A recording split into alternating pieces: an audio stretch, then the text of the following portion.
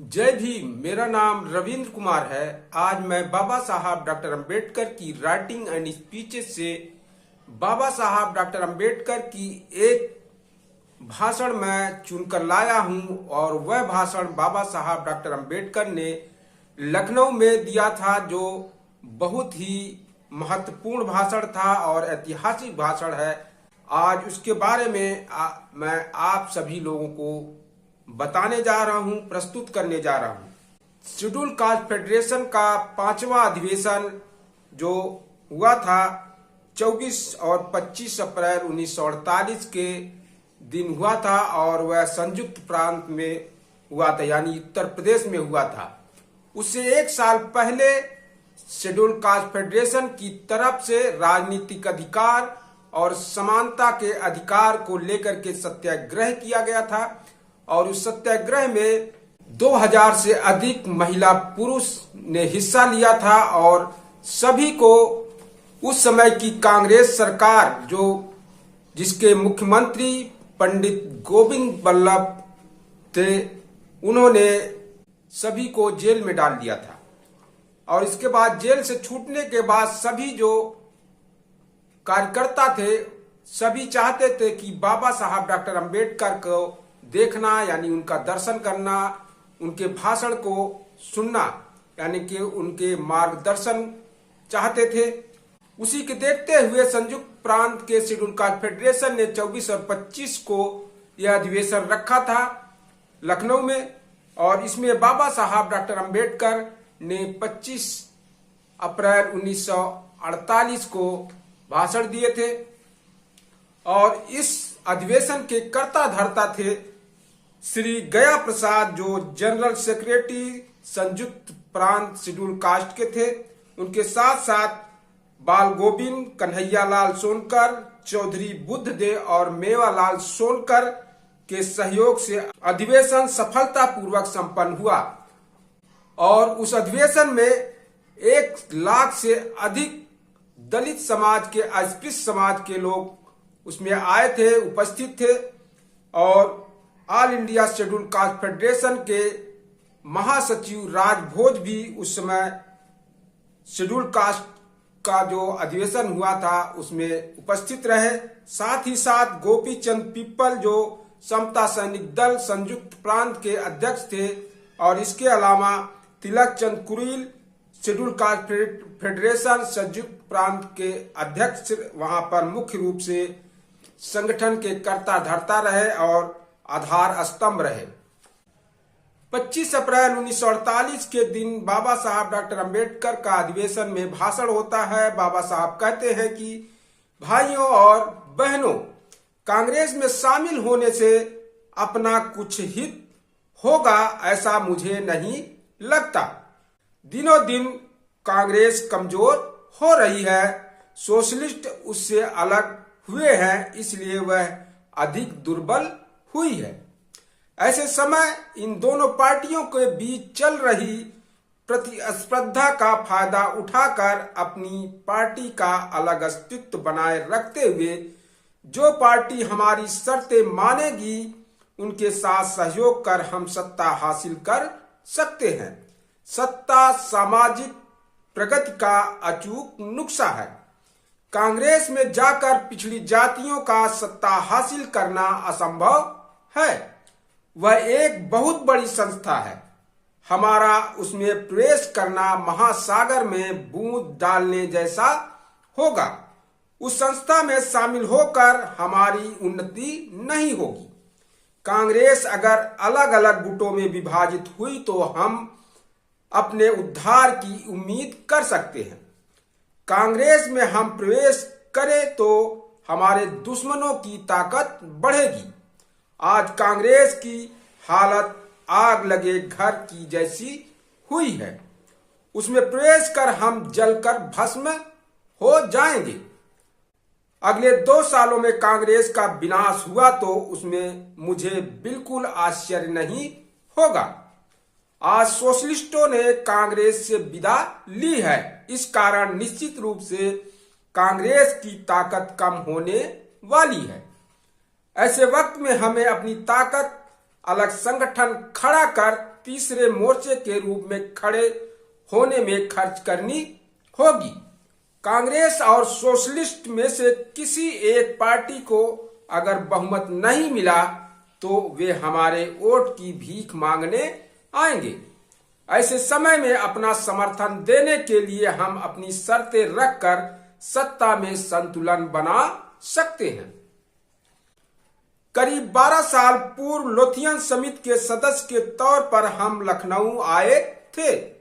यहाँ के अस्पृश्यों में उस वक्त से राजनीतिक जागरूकता अधिक हुई है, यह देखकर मुझे खुशी होती है।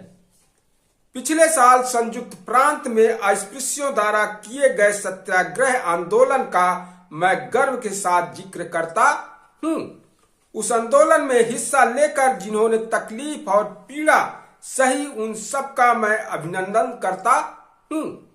एक बात आपके ध्यान में आई होगी कि किसी बात को साधने का निश्चय हम जब करते हैं और उसके लिए सभी कोशिशें करने पर उतारू हो जाते हैं, तब राह में कितने भी मुश्किलें क्यों न आए, हम अपने लक्ष्य की प्राप्ति सहजता के साथ कर सकते हैं। मेरे सरकार में शामिल होने से मेरे कई अनुयायी थोड़े बौखला गए हैं। उनके मन की आशंकाएं दूर करने की मैं कोशिश करने जा रहा हूं। यह कोई कांग्रेस की गुलामी नहीं, बल्कि संसद में जाकर अपने समाज के अधिकारों के लिए लड़ने के लिए मैं कर रहा हूं। अपनी घोषणा के अनुसार यहाँ के हिंदू, मुस्लिम, सिख, अस्पृश्य आदि को सत्ता सौंपकर अंग्रेज यहाँ से निकल नहीं गए। शिमला परिषद में भी वायसराय ने घोषणा की थी कि केवल कांग्रेस के हाथ में सत्ता नहीं सौंपी जाएगी। 1946 में शेड्यूल कास्ट फेडरेशन ने प्राथमिक चुनाव जीते थे। विरोधियों को पूरी तरह परास्त करने के कारण फेडरेशन का प्रतिनिधि स्वरूप स्थापित हो चुका था, लेकिन बाद में अंग्रेज अपना दिया वचन पालने से मुकर गए। उन्होंने हिंदू, मुस्लिम और सिखों के हाथ सत्ता सौंपने का निर्णय लिया। अपने राजनीतिक आंदोलन का वह बड़ा ही विचित्र दौर था।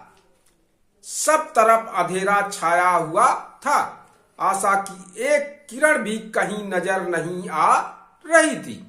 मेरे सिर पर अपने लोगों की बहुत बड़ी जिम्मेदारी थी। मेरी समझ में कुछ भी नहीं आ रहा था। ऐसे हालात में मैं उन्हें किसी भी रास्ते पर ले जाने के लिए तैयार नहीं था। हालात का सही आकलन होने तक इंतजार करने का निर्णय मैंने लिया। मुझसे यह सवाल पूछा जाता है कि 25 सालों तक आपने कांग्रेस से टक्कर ली और अब ऐन वक्त पर आपको सांप क्यों सूंघ गया? चुप रहने की नीति आपने अब क्यों अपनाई? मैं उन्हें बताना चाहता हूं कि लड़ाई की नीति हमेशा काम नहीं आती। कई बार दूसरी नीति अपनाना जरूरी हो जाता है। अंग्रेजों ने हमें धोखा दिया और कई दगाबाज हमारे बीच भी थे। इतनी बड़ी संस्था के साथ लड़ना उस वक्त ठीक नहीं होता। इसके बाद सुलह का रास्ता ही बचता है। इस तरह से हमें कई अधिकार मिले हुए हैं। हमें जितना चाहिए था उतना हमारी झोली में भले न आया हो, हमने काफी बातें हासिल की है। विधानसभा और नौकरियों में हमें आरक्षण मिला। इससे हमारा उस क्षेत्र में प्रतिनिधित्व का अवसर हमें मिला। हमारी लगभग सभी मांगे मान ली गईं। अलग चुनाव क्षेत्र की मांग मंजूर नहीं हुई। अन्य अल्पसंख्यकों द्वारा की गई इस मांग को भी अस्वीकार किया गया, यानी अल्पसंख्यकों को भी अलग चुनाव क्षेत्र का मांग नहीं मानी गई। इसलिए इस बारे में हमें शर्मिंदा होने की जरूरत नहीं है।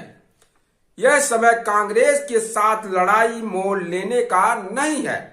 सहयोग और समझौते की राह से ही जितना हो सके हमें हासिल कर लेना चाहिए। मैं केंद्र सरकार में शामिल हुआ हूं, लेकिन कांग्रेस का सदस्य नहीं बना। मेरा ऐसा कोई इरादा भी नहीं है। केंद्र सरकार में शामिल होने के लिए मुझे कांग्रेस की तरफ से आमंत्रित किया गया और मैंने बिना किसी शर्त के सरकार में शामिल हुआ। पत्थर की तरह कड़ा होने के कारण मुझे पानी में अपने पिघल जाने का डर नहीं है। इसलिए कांग्रेस में शामिल होने के बावजूद मुझ पर कोई असर नहीं होने वाला। लेकिन आपकी स्थिति कुछ अलग है। पानी में गिरे ढेले की तरह आप घुल जाएंगे। वहां रहना मुश्किल है। ऐसा महसूस होने पर मैं कभी भी वहां से बाहर निकल सकता हूं। हालात ऐसे हैं कि आज राजनीति में अपने लोगों का होना आवश्यक हो गया है। अच्छे कानून से धोखे की संभावना नहीं होती, यह बात सच है, लेकिन अच्छे कानून को लागू करते वक्त धूर्तता बरती जाने की संभावना होती है। कानून लागू करते वक्त अस्पृश्यों के खिलाफ गलत बर्ताव की परंपरा रखने वालों के हाथ अगर अधिकार हो तो अपने भविष्य के लिए यह बात बुरी साबित हो सकती है। जबरदस्ती परिश्रम कराने को कानून की सुरक्षा प्राप्त नहीं है, लेकिन जमींदार ऐसी व्यवस्था को लागू कर रहे हैं। कई जगहों पर अत्याचारी लोगों के रिश्तेदार अधिकार के पदों पर नियुक्त हुए हैं, इसलिए उनके खिलाफ अस्पृश्यों द्वारा दी गई अर्जियां भी ये अधिकारी दबा देते हैं। अधिकार के इन पदों पर अगर अस्पृश्य लोग होते तो अपने बंधुओं के हकों की वे जरूर रक्षा करते। मैंने अगर कांग्रेस में प्रवेश करने का निर्णय लिया तो उसकी सार्वजनिक घोषणा करूंगा। उसमें अगर अस्पृश्यों के हित की बात हो तो मैं आपको भी वही करने की सलाह दूंगा। लेकिन जब तक मैं आपको खुलेआम कांग्रेस में जाने का आह्वान नहीं करता, तब तक आप कांग्रेस में न जाए। इस संबोधन के साथ बाबा साहब डॉक्टर अंबेडकर ने अपना भाषण समाप्त किया। लेकिन इस भाषण में कुछ और भी बाबा साहब ने भाषण दिए थे, जो पंडित गोविंद बल्लभ पंत के पर उन्होंने आलोचना की थी, जिसका अखबारों ने गलत तरह से छापा था। उसका बाबा साहब ने अपनी जनता अखबार के द्वारा उसका भी जवाब दिया था। उसको आगे हम जारी रखेंगे।